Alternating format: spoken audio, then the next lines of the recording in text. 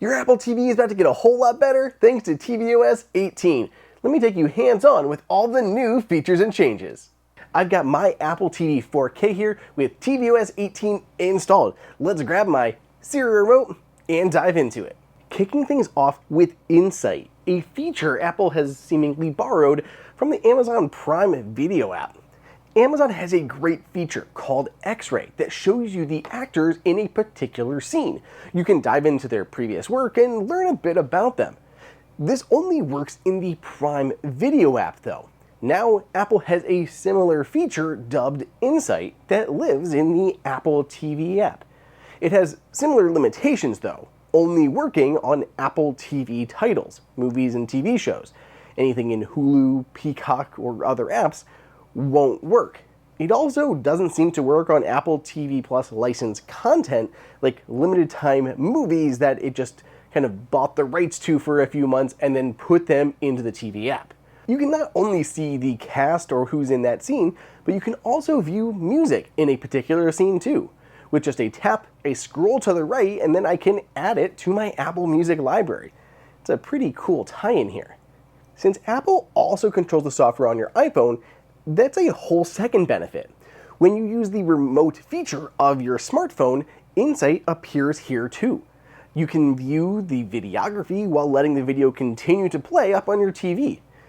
Awesome multi-screen setup. Apple also has done a lot of work on the audio front. A lot of these are smaller features, but they really add up. To start, Apple's enhanced dialogue feature is no longer limited to just HomePod and HomePod Mini. It will now work with whatever speaker you have connected, including a third-party soundbar like my Sonos Arc here. Even cooler is it works for receivers, Bluetooth speakers, and AirPods too. The enhanced dialogue feature is now AI assisted, which results in even better voice isolation. Aside from enhanced, there's also a new boost level. Pro tip, if you dig into the accessibility settings, there's a setting even higher than boost called isolate. So far in my testing, these all help, and I've been keeping mine stuck on boost. This admittedly feels a bit niche, but there is a new personalized spatial audio feature for gaming. This is the feature that allows your iPhone's cameras to scan your ears and create a personal audio profile, and requires a set of AirPods to use. At the moment, this doesn't seem to be active, but just makes me want Apple to actually start focusing on gaming, even a little bit. And Apple Arcade, while nice, doesn't count. Xbox Game Pass gets you Rainbow Six Siege, multiple Battlefield games, and Assassin's Creed games, James Bond GoldenEye. Apple Arcade gets you Temple Run. Don't get me wrong, I do like Apple Arcade, and I play some of the games, but the potential for real games here is huge, and personally, I feel like Apple is dropping the ball a bit. What do you guys think? Do you use Apple Arcade? Which games would you like to see? Let me know your thoughts on this whole thing, and if you think Apple should make a legit console with the Apple TV, down below in the comments. These days, subtitles are becoming increasingly popular. According to a recent study, more than half of Gen Z and millennials say they watch TV and movies with subtitles turned on. And even if you don't, you'll probably find these new enhancements handy. While watching content, subtitles will automatically be enabled if the content doesn't match the language set up on the device. Then, and this is legit brilliant, they will also appear when you hit the mute button. I'm still shocked it never worked this way. All I do is hit mute, subtitles appear, turn the speakers back on, and the subtitles disappear. So simple. Similarly, if you jump back, subtitles will appear for only a limited time. The idea is if you missed what they were saying during a scene and you want to rewatch it, the dialogue gets displayed, so you don't miss anything on the second rewatch. A single press moves you back 10 seconds in reverse. You'll see a little alert in the corner saying subtitles on for 10 seconds appear. And if you jump back multiple times with the button, subtitles will stay on longer to match. If you're in a FaceTime call, they also support live captions now. Even if you can't hear what the other person is saying, you can read what they're saying on screen. And since we're talking audio, let's hit Apple Music. Let's hit pause for just a second so I can thank my sponsor for this video, Wondershare Filmora. As a full-time video producer, I edit a lot of videos. I'm sitting in Final Cut every day knocking out content for YouTube, TikTok, Insta, and AppleInsider.com. While I love Final Cut, it can be kind of overwhelming, even after 2 decades of use. Plus, it isn't really designed for modern social media. Recently, I started playing around with Wondershare Filmora, and it's incredible. It can help you quickly and easily edit videos for everything from a family vacation to product tutorials to portrait-oriented social videos. Here are some of my favorite features so far. It has tons of built-in animated sticker effects. They even have a featured trending section. Arrows, subscribe buttons, emoji, smoke, and so many more. There are video effects to apply to your footage to adjust that final look, and unique effects like light effects, zoom, and super dad. Want to do a chroma key effect? Well, you don't need a green screen. Instead, Filmora has an AI-assisted removal tool to cut out your subject with just a couple clicks. And if you don't want to jump in front of the camera at all, just write a summary and let AI create the entire video for you. Then you can edit that video by adjusting text, style, transitions, and more. There's so much more to do with it, so if you want to try it out, head to the link in the bio.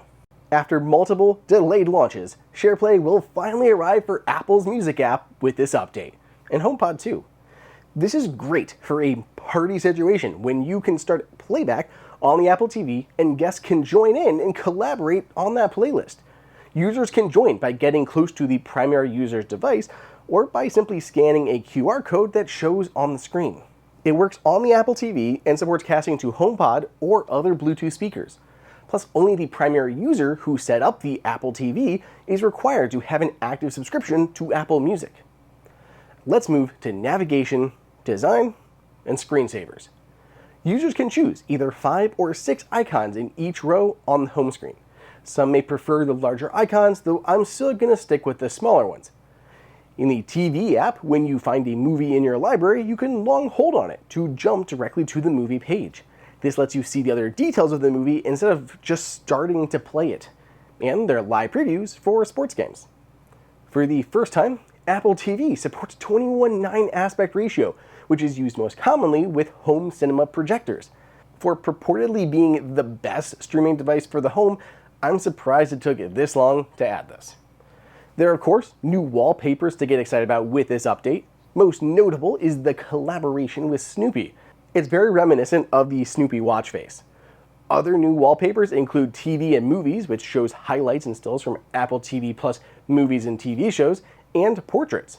Portraits lets you choose specific people, pets, nature, and cities, and of course there are neat effects too that overlay the time against the photos and can even go like behind the subject or mountains. It's cool. By the way, there have been a lot of new rumors about an upcoming Apple TV refresh. I did a whole dedicated video on it, and if you like the Apple TV as much as I do, maybe you want to check that video out. I've gone ahead and linked it here if it's out by the time that you're watching this. The Apple Fitness app has gotten redesigned a bit. It features a new personalized option for like the For You, Explorer, Library, and Searches spaces. Search also is improved, and there are improved awards. FaceTime not only gets those previously mentioned live captions, but you have options for the camera too. You can designate a permanent camera. It will always be the default when you jump into FaceTime. I'm not sure how many people are going to use this feature at home specifically, but I could see it being really useful in like an office setting. Maybe you don't want to go to everyone's phone and you want to go to a default mounted phone each time you turn on FaceTime. For Apple Home, tvOS 18 supports robotic vacuum cleaners for the first time. You'll be able to send them out to clean your home remotely when using a home hub, such as an Apple TV. And on that note, you can finally set your preferred home hub.